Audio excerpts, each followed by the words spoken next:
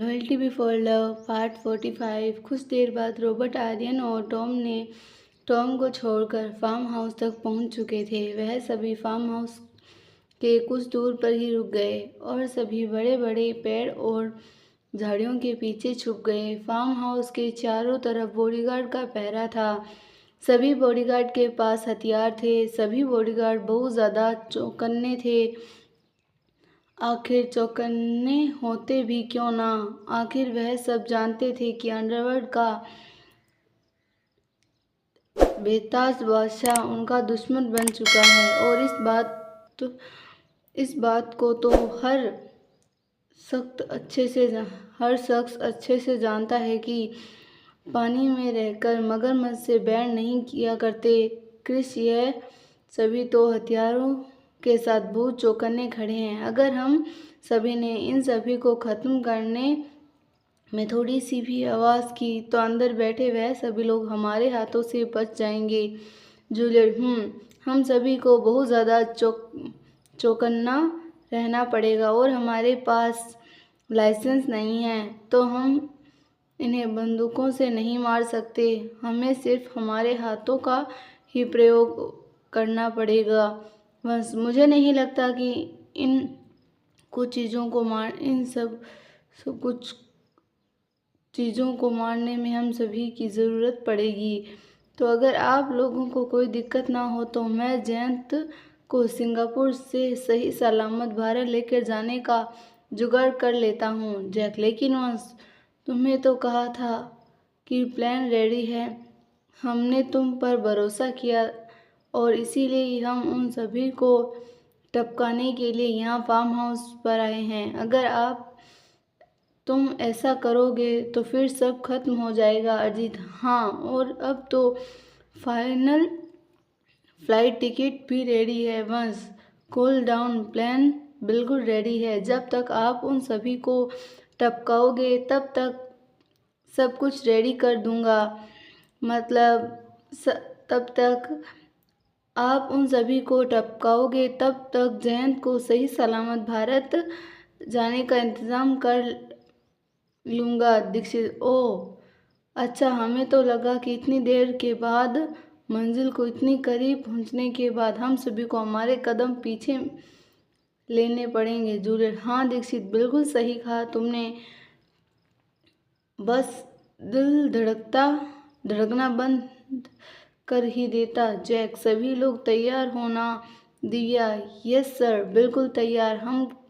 हम तो इस दिन का कब से वेट कर रहे थे। जूलियट, ध्यान रहे हल्की सी भी आहट मत करना। हल्की सी आहट भी हमारे लिए मिशन को सॉल्व होने से रोक सकती है। इधर फार्म हाउस में वह सातों के सातों लोग बड़े आराम से बैठे थे और सभी कॉफ़ी पी रहे थे। पीएम का फ़ोन उन सभी के बीच में रखा था। सभी को इंतज़ार था कि बस एक ही चीज़ का ही अब उन्हें गुड न्यूज़ मिलेगी। अब उन आदमियों ने फ़ोन करेंगे उन्होंने टोनी को मार दिया, पर वह सभी इस बात से अनजान थे कि उनका काल उसके सर पर ही बैठा है। अगर एयरपोर्ट पर जिन जल्दी से एयरपोर्ट के अंदर घुसा और वह जल्दी जल्दी अपने पैरों को रखते हुए अपने कैबिन की तरफ जाने लगा। उसके चेहरे पर टेंशन काफ़ी दिख रही थी। आखिर टेंशन हो भी तो क्यों ना, इतना बड़ा कांड जो करने जा रहे थे। जिन अपने कैबिन की तरफ जा रहा था कि तभी उसे एक लेडी स्टाफ ने रोक लिया। जिन को रोकने के बाद वह लेडी स्टाफ बोली, sir, you are asked me prepare to one ticks asking a possible. Jin ने जवाब दिया, यस श्योर। उस लेडी स्टाफ ने जिन की तरफ देखते हुए कहा, sir, so where is airport. Jin ने अपने बैग में से 20 पासपोर्ट निकाल कर उसे देते हुए कहा, हियर आर 20 पासपोर्ट। उस लेडी स्टाफ ने कहा, sir, where is last passport. Jin ने जवाब दिया, I'll give you the last passport a letter. उस लेडी स्टाफ ने कहा, ओके सर। फिर जिन अपने केबिन में गया। इधर फार्म हाउस के बाहर क्रिस वह सभी एक ही पोजीशन में खड़े हैं और बॉडीगार्ड अपने पोजीशन बिल्कुल भी चेंज नहीं कर रहे हैं। इस तरह हम उन पर हमला नहीं कर सकते, हमें उनका ध्यान भटकाना होगा। जैक, मेरे पास एक प्लान है। जूलियट, क्या प्लान है जैक? जैक, हम सभी 20 लोग हैं, तो ऐसा करते हैं कि 3-3 के ग्रुप बना लेते हैं। एक ग्रुप ईस्ट में जाएगा, दूसरा नॉर्थ में, और वह जाकर हम लोग हलचल करेंगे। ऐसा करने से बॉडीगार्ड का ध्यान हमारी तरफ भटकेगा और जो बॉडीगार्ड हमारी तरफ आएंगे हम लोग मार देंगे। जूलियट, हाँ जैक, तुमने बिल्कुल सही कहा। इससे हमारा समय भी बचेगा और हम उन सभी बॉडीगार्ड्स को जल्दी से जल्दी ख़त्म कर पाएंगे। फिर अंदर बैठे उन 7 भेड़ियों को भी, और फिर हम जल्दी से जल्दी एयरपोर्ट पहुंच पाएंगे। दीक्षित, हाँ तो फिर ग्रुप बना लेते हैं। जैक, एक ग्रुप बना लेता हूँ और एक ग्रुप तुम बना लो। जूलियट, क्योंकि अरिजीत, दीक्षित, दिव्या, इन सभी को मुझे ज़्यादा अच्छी तरह तुम जानती हो। Juliet, okay Jack. तो फिर मैं, ब्रो और दीक्षित हम लोग ईस्ट में चले जाते हैं और अरिजीत और दिव्या तुम लोग नॉर्थ में चले जाओ। दीक्षित, हाँ बिल्कुल, यह बिल्कुल सही है। और वंश, तुम जल्दी से जयंत को सिंगापुर से भारत भेजने का इंतज़ाम करो। बहुत जल्द, हमारे पास समय बहुत कम है। जैक, जूलियट, और सभी बाकी के बचे इलाके में फैल जाओ, क्योंकि उन बॉडीगार्ड को कोई भी भरोसा नहीं है, वह किधर भी आ सकते हैं। अरिजीत, और हाँ, कोई बॉडीगार्ड आर्यन और टॉम को फ़ोन करो नहीं, वह सीधा फार्म हाउस के सामने आकर गाड़ी ना रोक दें, वरना हमारे पास प्लान चौपट हो जाएगा। उनमें से एक अपनी पॉकेट में से अपना फ़ोन निकाल कर कहता है, उन्हें फ़ोन करता हूँ। क्रिस और कैली जी, जब हम सभी लोग आपको इशारा करेंगे तो आप सारा बम लेकर हमारे पास आ जाना। जूलियट, कैली, बम तुम्हें ही लगाना है। कैली, ओके, मैं तैयार रहूँगी, आप लोगों के इशारे का इंतज़ार करूँगी। फिर वह सभी ग्रुप बनाकर झाड़ियों में छिपते छिपाते बिना किसी हलचल के अपनी अपनी दिशा में पहुंच गए।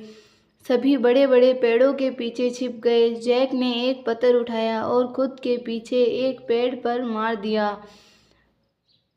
पत्थर पेड़ पर लगा और फिर पेड़ से नीचे पड़े सूखे पत्तों पर पड़ा। सूखा पत्तों पर पत्थर के पड़ने की इधर आहट हुई और सभी बॉडीगार्ड का ध्यान आहट की तरफ आया। 2 बॉडीगार्ड ने एक दूसरे की तरफ देखते हुए जिस दिशा में आहट हुई थी उस दिशा में दोनों आने लगे। जैक, क्रिस और दीक्षित ने एक दूसरे की तरफ अपनी आंख की पलक को इशारा किया। जैक जैसे ही दोनों बॉडीगार्ड झाड़ियों को पार करके उन तीनों की तरफ बढ़ने लगे, तभी दीक्षित और क्रिस दोनों ने 2 पेड़ों के पीछे से निकलकर एक साथ उन दोनों बॉडीगार्ड की गर्दन पर वार किया और उन दोनों बॉडीगार्ड्स की आवाज़ निकलनी बंद हो गई।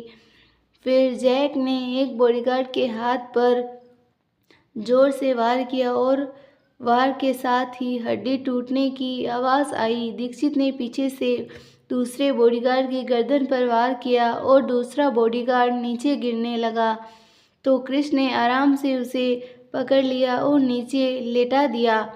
जैक ने उसे पहले बॉडीगार्ड के पेट में जोरदार पंच मारा। पंच लगते ही वह भी नीचे गिरने लगा। जूलियट ने उस बॉडीगार्ड को अपने हाथों में संभालते हुए और आराम से नीचे लेटा दिया। उन दोनों बॉडीगार्ड को घसीटकर साइड में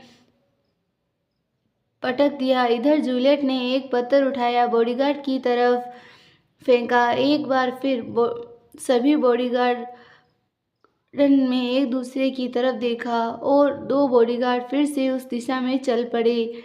जिस दिशा में पत्थर फेंका गया था। जूलियट, अरिजीत और दिव्या तीनों भी पेड़ों के पीछे छिपे थे। दोनों पेड़ों के साथ उन सभी की तरफ बढ़ने लगे। जूलियट ने अपनी आंखों से अरिजीत और दिव्या की तरफ इशारा किया। अरिजीत और दिव्या दोनों जूलियट का इशारा समझ गए और फिर उन दोनों ने भी अपनी आंख से उसे हाँ का इशारा दिया।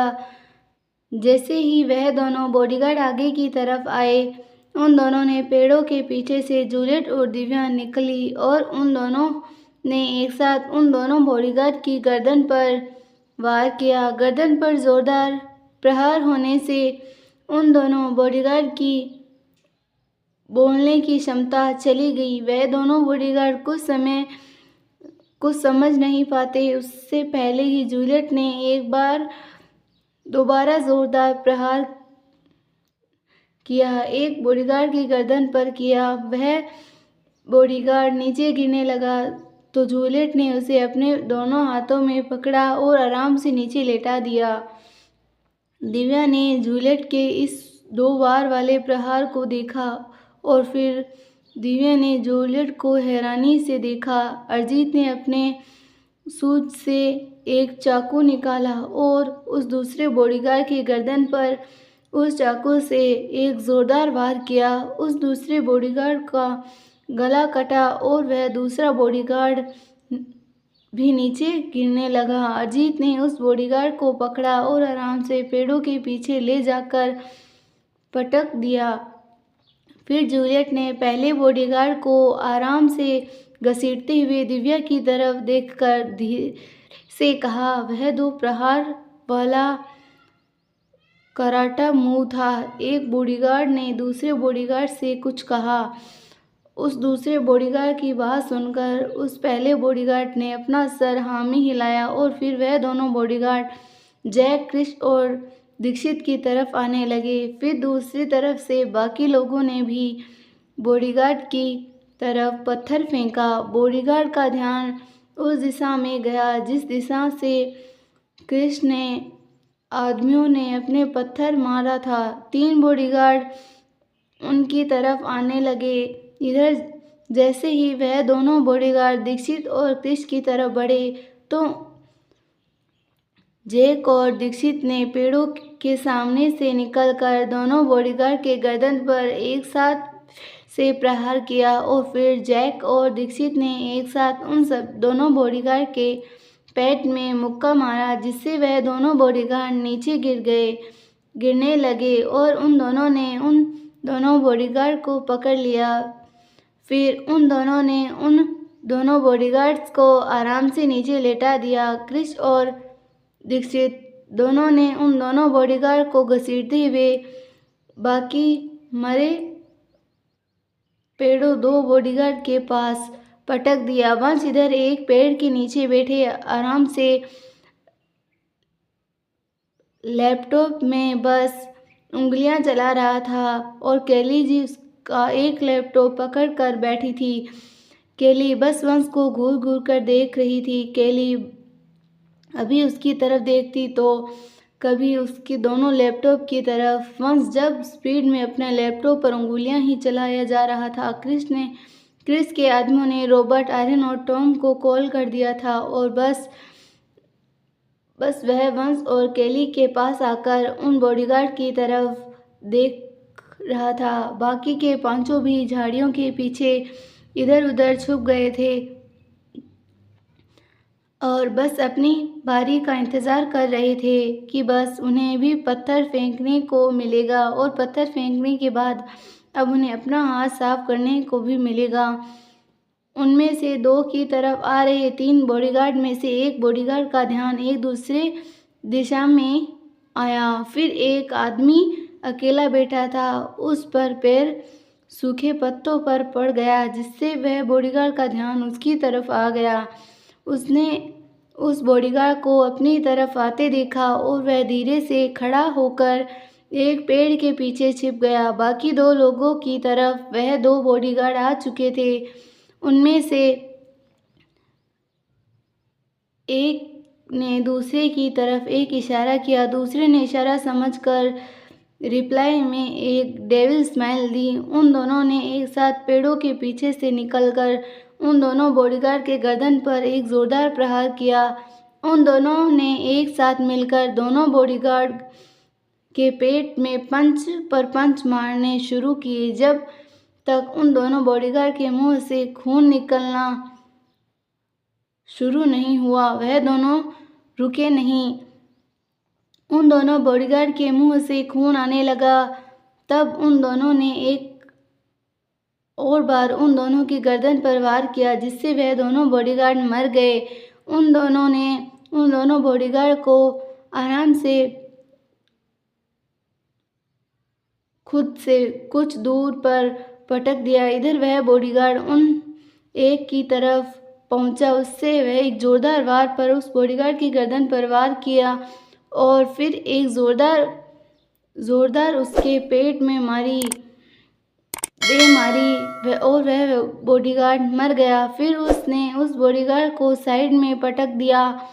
इधर बाकी बचे दोनों ने एक साथ दोनों पत्थर उठाए और उस निशाना बांधकर दो बॉडीगार्ड की तरफ फेंका। वह दोनों बॉडीगार्ड उन दोनों की तरफ आने लगे।